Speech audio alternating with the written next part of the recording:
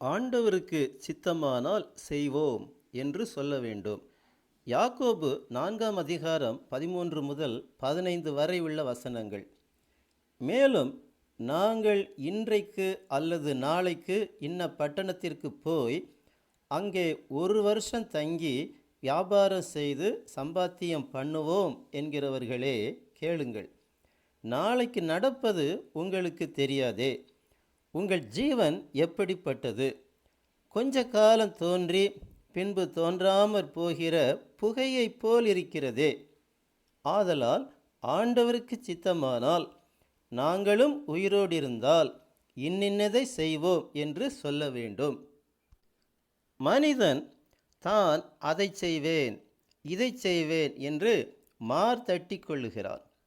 அந்த ஊருக்கு செல்லுவேன், இந்த நாட்டிற்கு செல்லுவேன் என்று மனக்கோட்டையும் கட்டுகிறான். ஆனால் அவன் நாளைக்கு உயிரோடு இருப்பானா என்பதை கூட அறிய முடியாதவன் என்பதையும் உணராமல் இருக்கிறான். நம்முடைய ஜீவன் கொஞ்ச காலம் தோன்றி பின்பு தோன்றாமற் போகிற புகையைப் போல் இருக்கிறது என்றும் நாளைக்கு நமக்கு என்ன சம்பவிக்கும் என்பதும் தெரியாது என்றும் 14ஆம் வசனம் சொல்லுகிறது. ஆனாலும் மனிதன் இன்னும் பல வருடங்கள் இந்த உலகில் வாழப்போவதாக நினைத்து தன்னைத்தானே ஏமாற்றிக் கொள்ளுகிறார். இந்த எண்ணம் உள்ள,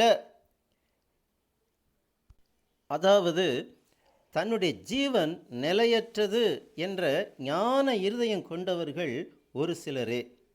மோசே 90ஆம் சங்கீதத்தில் 12ஆம் வசனத்தில், நாங்கள் ஞான இருதயமுள்ளவர்களாகும்படி எங்கள் நாட்களை எண்ணும் அறிவை எங்களுக்கு போதித்தருளும் என்று ஜெபிக்கிறார்.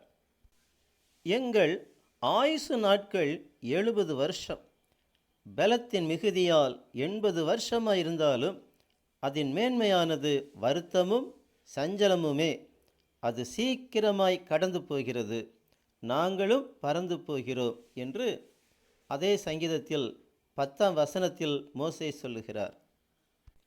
அதாவது நமது ஆயுசு நாட்கள் 80 வருஷம் என்று வைத்து கொண்டால் நம்முடைய நாட்கள் வெறும் 29,220 நாட்களே.